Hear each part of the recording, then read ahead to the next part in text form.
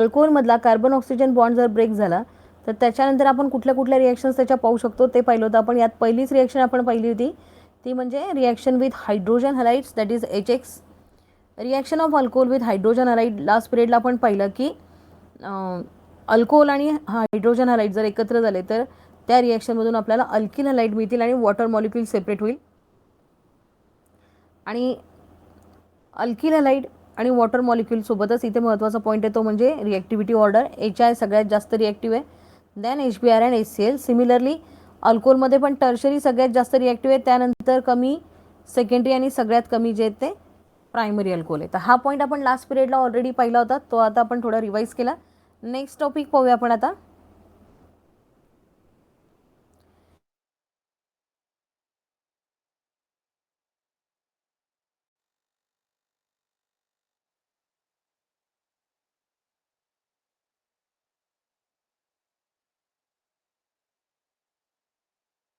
पहा इथे अल्कोहोल याची रिएक्शन जर समजा आपण PCl3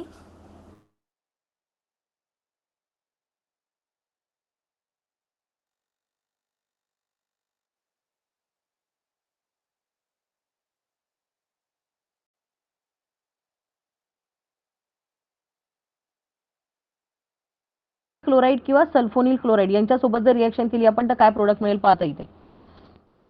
पहिले अल्कोहोलची रिएक्शन PCl3 बरोबर, that is phosphorus trichloride. So alcohol, that is ROH plus PCl3, it will form thrice RCl plus H3PO3, that is phosphoric acid. हा प्रश्न असाही विचारला जाऊ शकतो की how will you prepare alkyl halide from alcohol. तर तिथे सुद्धा हे तीन कंपाऊंड महत्वाचे आहेत, PCl3, PCl5 आणि SOCl2. सेकंड पहा, ethanol CH3 CH2OH reacts with PCl5 to form, इथे थ्राईस येणार नाही हा, CH3 CH2Cl plus, sorry same reaction आहे ही, फक्त इथे एक्झाम्पल घेतलेलं आहे. आरच्या जागी इथे आपण इथेनॉल घेतला तर इथे आपल्याला तयार होणार आहे तो म्हणजे क्लोरो इथेन आणि phosphoric acid. So one by one आपण एक जनरल रिॲक्शन आणि एक एक्झाम्पल पाहतोय. PCl3 सोबत जर आपण रिॲक्शन पाहिली तर अल्किल हलाइड तयार होतोय, तो पण अल्किल क्लोराइड तयार होईल इथे आणि phosphoric acid as a byproduct मिळेल. सेकंड रिॲक्शन पहा, ही जी रिॲक्शन आहे it is with PCl5. So PCl5 सोबतची रिॲक्शन जी ती याप्रमाणे येईल इथे. Alcohol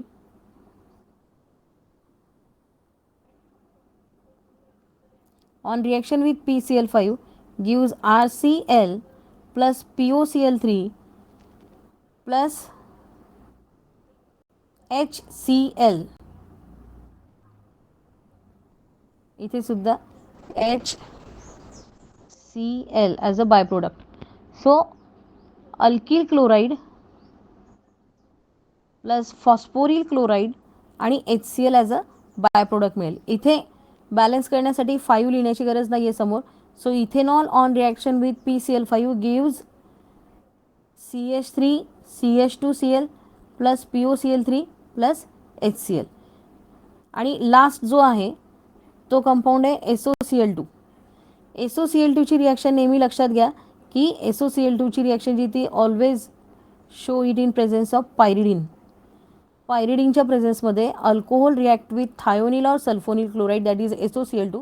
so it will form RCl alkyl chloride किंवा अल्किल हलाइड, SO2 याच्या पुढे अपवर्ड डायरेक्शनमध्ये ॲरो दाखवला याचा अर्थ गॅशियस स्टेटमध्ये, आणि HCl याच्याही पुढे अपवर्ड डायरेक्शनमध्ये ॲरो दाखवायचा आहे, हा सुद्धा गॅशियस स्टेटमध्ये प्रेझेंट असतो. सो याचप्रमाणे इथेनॉल जर आपण घेतला आणि त्याची रिॲक्शन SOCl2 बरोबर केली in presence of pyridine, it will form chloroethane plus SO2 plus HCl. So important reaction आहे हे लक्षात घ्या. रिॲक्शन विथ PCl3 PCl5 आणि SOCl2 which is the formation of alkyl halide. So alcohol on reaction with PCl3, PCl5 or SOCl2, that is phosphorus trichloride, phosphorus pentachloride आणि thionyl chloride gives corresponding alkyl chlorides सोबतची ही reaction आहे.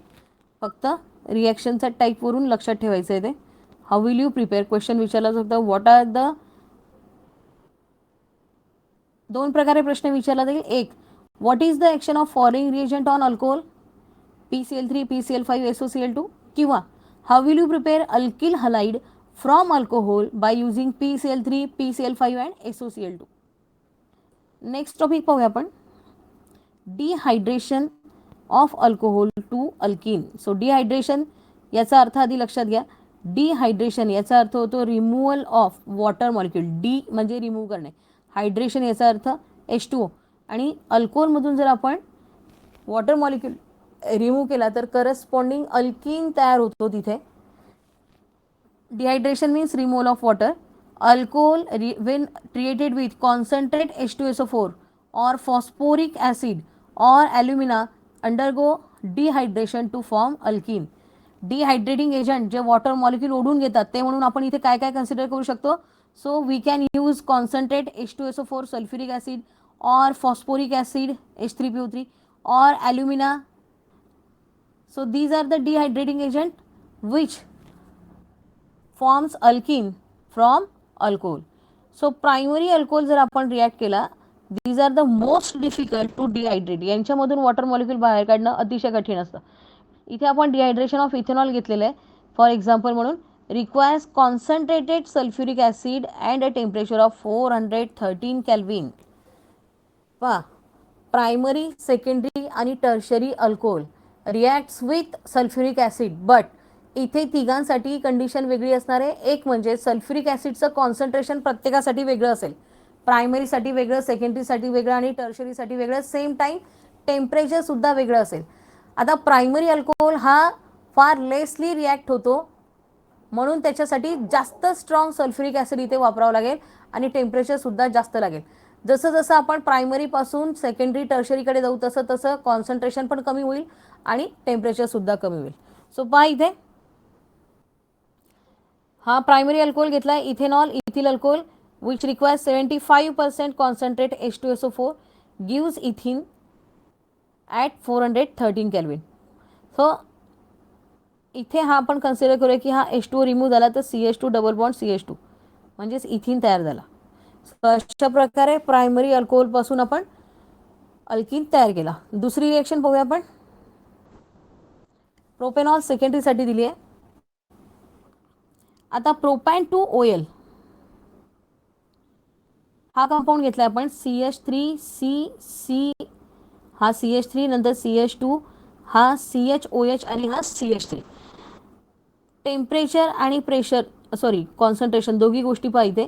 60% concentrate H2SO4 आणि temperature घेतलेलं आहे 373. Concentration पण कमी झालेलं आहे आणि टेम्परेचरसुद्धा कमी झालेलं आहे. आता इथे पहा की आपल्याला वॉटर मॉलिक्यूल जो रिमूव्ह करायचा आहे तो कुठून करायचा ते नीट लक्षात घ्या. सो ज्या कार्बनला OH ग्रुप अटॅच त्याला कन्सिडर करायचं अल्फा कार्बन आणि त्याच्या बाजूला जे कार्बन आहे ते बीटा कार्बन. हा बीटा 1 कन्सिडर करूया, हा बीटा 2 कन्सिडर करूया. आता इथे पहा कार्बन जवळ हायड्रोजनची संख्या कशा प्रकारे कन्सिडर केली ते पहा. आता हा बीटा 2 कार्बन जो आहे याच्याजवळ 3 हायड्रोजन आहेत, पहिला, दुसरा, तिसरा. आणि बीटा 1 जो आहे याच्याजवळ 2च हायड्रोजन आहे, एक हा आणि एक हा. तर अशा वेळी आपल्याला जो ॲडजसंट कार्बनमधून H काढायचा आहे आणि त्याच्यानंतर H2O फॉर्म करायचा आहे तो नेमका कुठून काढायचा ते लक्षात घ्या. त्याच्यासाठी जो आहे तो फॉलो केला जातो तो म्हणजे सेटझिफ रूल. आणि अकॉर्डिंग टू सेटझिफ रूल ज्याच्याजवळ ऑलरेडी कमी हायड्रोजन आहे त्याच्याचपासून आणखीन जर आपण हायड्रोजन रिमूव्ह केले तर आपल्याला प्रोडक्ट मिळेल CH3 CH double bond CH CH3 which is a major product. This compound is two butene, ब्यू2इन. आणि CH3 CH2 CH CH2 जर याच्याकडून म्हणजे जिथे ऑलरेडी जास्त हायड्रोजन आहे तिथूनच जर हायड्रोजन काढला तर आपल्याला मिळेल 1-ब्युटीन, पण तो मायनर असेल. सो इथे कुठला रूल फॉलो करायचा आहे, सेटझिफ रूल. हा पॉईंट सुद्धा आपला हॅलोजन डेरिव्हेटिव्हमध्ये ऑलरेडी झालेला आहे की सेटझिफ रूल म्हणजे काय. तर सेटझिफ रूल हा जवळपास मार्कोनिकॉफ रूल सारखाच आहे, फक्त तिथे ॲडिशन करताना अशा कार्बनजवळ करा जिथे जास्तीत कमीत कमी हायड्रोजन असा पॉईंट होता. तर इथे आता आपल्याला रिमूव्ह करायचं, तर हायड्रोजन अशा कार्बनपासून रिमूव्ह करा की तो जास्तीत जास्त सबस्टिट्यूटेड कंपाऊंड फॉर्म करेल. म्हणजेच काय, तर ज्याच्याजवळ ऑलरेडी कमी हायड्रोजन आहे त्याच्याचपासून हायड्रोजन रिमूव्ह करायचं आहे. आणि याप्रमाणे तिसरा जो पॉईंट आहे आपला, that is tertiary butyl alcohol 2 methyl propane 2 OL, ज्याला अल्कोहोल अटॅच आहे अल्फा कार्बन, हा बीटा 1, हा बीटा 2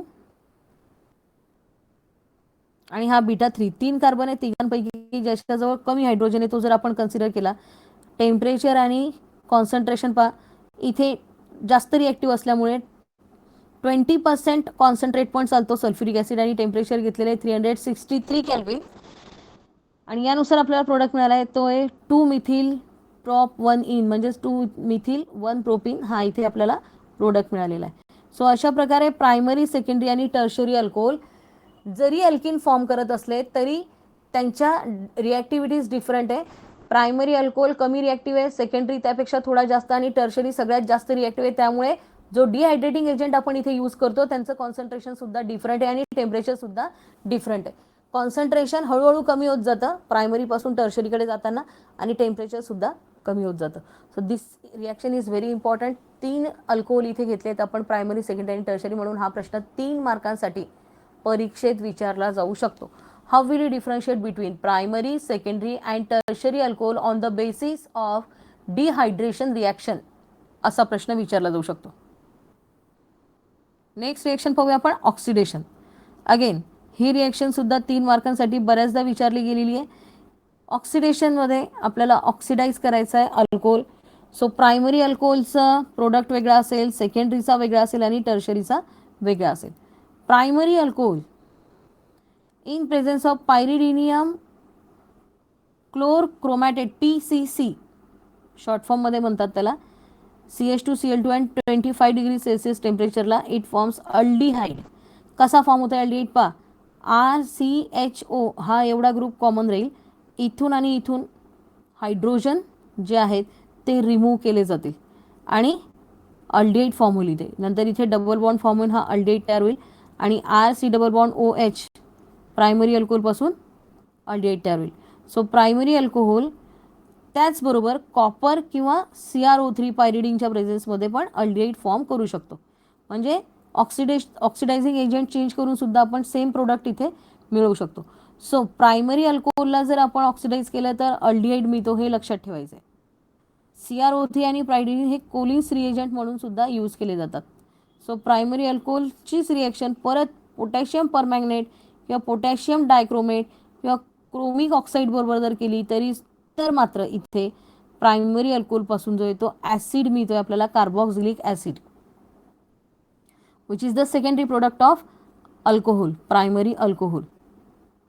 म्हणजे इथे हा H पण रिमूव्ह केला जाईल, हा H पण रिमूव्ह केला जाईल आणि ऑक्सिजन जो आहे तो इथून ऑक्सिडायझिंग एजंटमधून इथे ॲड केला जाईल. So it will form carboxylic acid.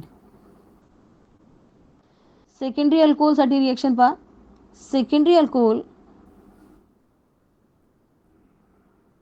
On reaction with oxidising agent may be तो पोटॅशियम परमॅंगनेट, पोटॅशियम डायक्रोमेट किंवा क्रोमिक ऑक्साईड असेल, इट विल फॉर्म कीटोन. हा पण हायड्रोजन निघून जाईल, हा हायड्रोजन निघून जाईल, राहिलेला फॉर्म्युला पहा, हा कीटोनचा फॉर्म्युला आहे. टर्शरी अल्कोहोल नो रिॲक्शन आहे, कुठल्याही प्रकारची रिॲक्शन इथे फॉर्म होणार नाही. 3 अल्किल ग्रुप आहे आणि त्यांना एकाच वेळी ऑक्सिडाइज करणं फार कठीण असतं, त्यामुळे ऑक्सिडेशन जे टर्शरी अल्कोहोलचं पॉसिबल नाही आहे. So there is no reaction. So aldehyde जर समजा आपण एकचदा त्याला ऑक्सिडाइज केलं, प्रायमरी अल्कोहोलला जर एक सिंगल स्टेप ऑक्सिडाइज केलं तर अल्कोहोल अल्डिहाइड तयार होईल. अल्डिहाइडला जर फर्दर ऑक्सिडाइज केलं तर कार्बॉक्झिलिक ॲसिड तयार होतात पहा इथे आधीच्या रिएक्शनमध्ये. म्हणजे इथे आपण अल्कोहोलपासून अल्डिहाइड मिळवला, परत अल्डिहाइडमध्ये जर आपण ऑक्सिजन ॲड केला तर हा ऑक्सिजन कुठे ॲड होईल, हायड्रोजन जवळ. तर इथे OH फॉर्म होईल आणि हा सेकंडरी प्रोडक्ट मिळेल प्रायमरी अल्कोहोलचा ऑक्सिडेशनने. म्हणजे alcohol on oxidation gives aldehyde, aldehyde on oxidation gives carboxylic acid. So aldehyde is a primary oxidation product of primary alcohol, while carboxylic acid is secondary oxidation product of primary alcohol. And similarly tertiary अल्कोहोलचं जर आपण consider केलं तर मात्र तिथे reaction possible नाही, because of the carbon group attach to the central carbon atom. जितके जास्त कार्बन तेवढा तो ऑक्सिडेशन रिॲक्शन इझिली देत नाही. सेकंडरीचं एक्झाम्पल घेतलेलं आहे इथे. त्यानुसार 2-ब्युटॅनोन हा प्रोडक्ट मिळेल आपल्याला.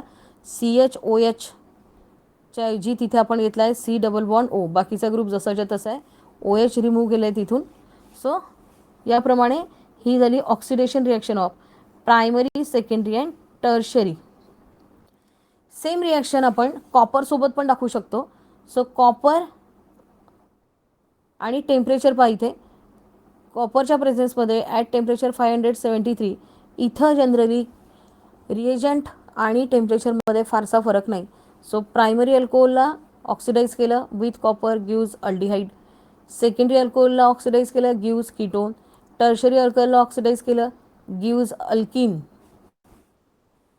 हा CH2OH मधला H2O मायनस केला जाईल इथून आणि ऑक्सिजन ॲड केला जाईल. It will form aldehyde. इथून हा H2O रिमूव्ह केला जाईल आणि ऑक्सिजन ॲड केला जाईल. It will form ketone.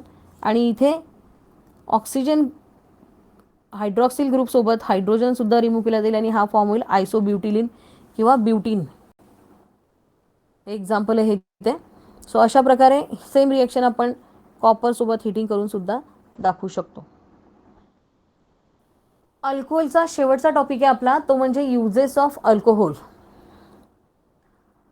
Alcohol जे आहेत त्याच्यामध्ये मिथेनॉल आणि इथेनॉल हे विशेषतः सॉल्व्हंट म्हणून वापरले जातात, हे लक्षात ठेवायचं आहे. जसं मिथिल अल्कोहोल जो आहे it is used as solvent in paint and varnished. Paint industry किंवा वॉर्निश तयार करण्यासाठी सॉल्व्हंट म्हणून मिथिल अल्कोहोलचा वापर केला जातो. त्याच्यानंतर इथेनॉलचे युजेस पहा इथे दिलेले आहेत की तुम्ही इथेनॉलचा वापर कशा प्रकारे करू शकता. हा इथेनॉलचा फॉर्म्युला आहे. Ethanol can be used as alcoholic drinks. जे बिवरेजेस किंवा लिकर्स असतात, म्हणजे अगदी सामान्य भाषेत आपण ज्याला अल्कोहोल म्हणतो किंवा दारू म्हणतो पिण्याची, ती जी आहे ते म्हणजे इथिल अल्कोहोल असतं. सो ॲज अ ड्रिंक म्हणून त्याचा वापर केला जातो वाईन्स किंवा बियर यांच्यामध्ये. नंतर त्याला जर आपण ऑक्सिडाईज केलं तर त्याचा ऑक्सिडेशन प्रोडक्ट जो आहे तो फॉर्म करतो इथॅनॉइक ॲसिड आणि याचा वापर फूड प्रिझर्वेशनमध्ये आणि इस्टर्स तयार करण्यासाठी केला जातो.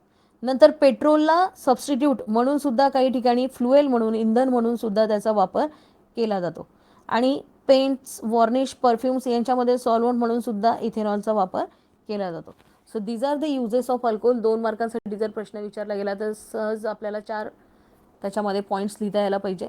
सो पहिला पॉईंट आहे तो म्हणजे सॉल्व्हंट म्हणून वापरतात. दुसरा पॉईंट आहे तो म्हणजे ड्रिंक्स म्हणून वापरतात. तिसरा पॉईंट आहे तो म्हणजे अदर ऑर्गॅनिक कंपाऊंड तयार करण्यासाठी वापरतात. चौथा पॉईंट आहे तो म्हणजे व्हेकल्समध्ये फ्लुएल म्हणून, पेट्रोलला सबस्टिट्यूट म्हणून वापरलं जातं. सो परफ्यूम इंडस्ट्रीमध्ये सुद्धा अल्कोहोल मोठ्या प्रमाणात वापरला जातो, हे लक्षात ठेवायचं आहे. सो इथे आपला हा जो टॉपिक आहे दॅट इज आपण जे चॅप्टर स्टार्ट केलं होतं अल्कोहोल, फेनॉल आणि इथर, यातला अल्कोहोल हा टॉपिक आपला संपलेला आहे. नेक्स्ट पिरियडला आपण फेनॉल स्टार्ट करू आणि फेनॉल संपल्यानंतर शेवटचा टॉपिक असेल आपला तो म्हणजे इथर्स. आता इथे मी तुम्हाला पहिल्या लेक्चरलाही सांगितलं होतं आणि आता परत सांगते की आधी हे चॅप्टर संपून जाऊ द्या. अल्कोहोल चॅप्टर संपल्यानंतर मी त्याचे नोट्स टाकेल अल्कोहोलचे. फेनॉल संपल्यानंतर फेनॉलचे नोट्स टाकेल आणि इथर संपल्यानंतर इथरचे नोट्स टाकेल. ज्या तुम्हाला ह्या PPTs दिसत आहेत यांच्यावरून जरी तुम्ही उतरवण्याचा प्रयत्न केला तरी चालेल, पण हँड रिटन नोट्स मी टाकणार आहे ग्रुपवर, त्यांचा वापर करा नोट्स प्रिपेअर करण्यासाठी, तुमच्या नोटबुकमध्ये नोट डाऊन करण्यासाठी आणि परीक्षेसाठी प्रिपरेशन करण्यासाठी. आणि या PPTचा वापर जो आहे तो एक्सप्लेनेशनसाठी म्हणून आपण इथे केलेला आहे. सो हँड रिटन नोट्स जे आहेत तेच वहीत लिहायचे आहेत, तुमच्या नोटबुकमध्ये लिहायचे आहेत आणि त्यांचा अभ्यास करायचा आहे. ओके, ठीक आहे. आपण नेक्स्ट पिरियडला फिनॉलच्या स्टार्ट करू. थँक्यू.